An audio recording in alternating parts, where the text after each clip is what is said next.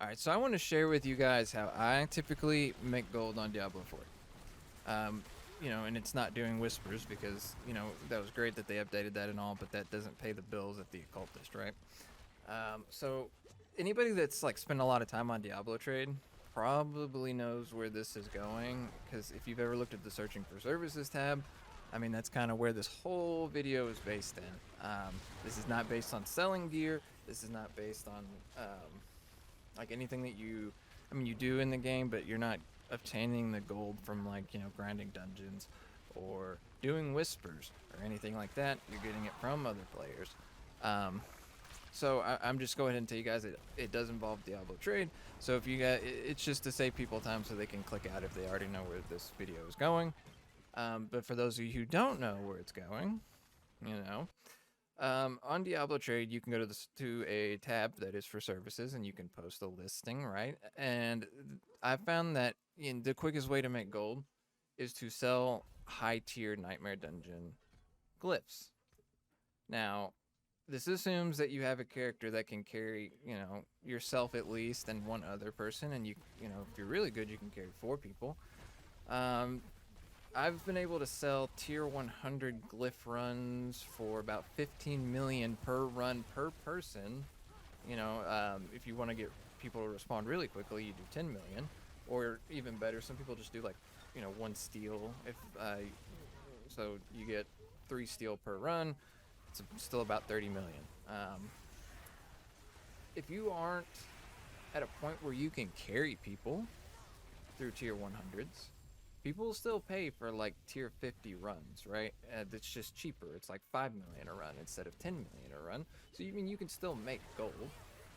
And the way that you make it very quickly is you don't dilly-dally. You get in. You tell people, by the way, that this is a glyph run. People aren't paying you to. I mean, you can do this. People pay for this too. It just usually costs more. But you're just speed running to the end, killing the boss or completing the objective at the end of the dungeon.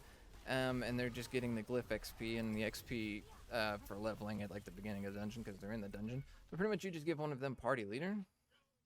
You go run through the dungeon really quickly. When you complete it, the glyph spawns on their head at the start of the dungeon. And there you go. They just get their glyph XP and go on. People are doing this for like making second characters and stuff. And I felt like right now people are getting ready for the Abator Zur. And you got people like me who haven't touched grass in ages, all right? And I wanna do this gauntlet looking thing on like 4 different characters, right? So these people they're just pretty much just paying to get their stuff leveled up so that they don't have to do the grind because they already did it once on their first character for the season.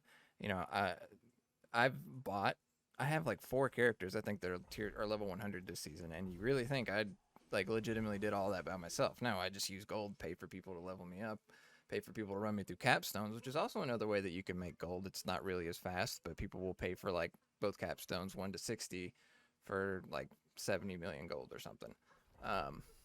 But that's really not the fastest way to make gold. The fastest way to make gold 100% is selling glyph XP. And so typically I can make a run through a dungeon carrying 4 people on my all lightning sork, and like one dungeon probably takes about 3.5 minutes, maybe 4. Making 45 million gold on that run, which equates to like a lot of gold as long as you don't dilly-dally. There's not really much else to this video. I'm trying to make it like a little bit longer by just rambling and talking and whatnot, but like, I mean, it's really simple. It's really basic, I've used Diablo trade for a few months now, and it's great. And this like adding services tab has been fantastic. They just recently added a want to sell and want to buy part of the services tab and the consumables tab. I think they're probably going to work towards doing just like a want to buy for the normal like looking for items and stuff, which is another thing, by the way. Just because your people aren't looting, they're just sitting at the beginning of the dungeon, you can still loot, so you can still find stuff that you need. You can sell that stuff, and that's possibly even more gold, but that's not the point of the video. Yeah, I mean, it's pretty simple. It's pretty basic. I don't really know what to say at this point besides like, have a good day, I guess. Thank you for watching.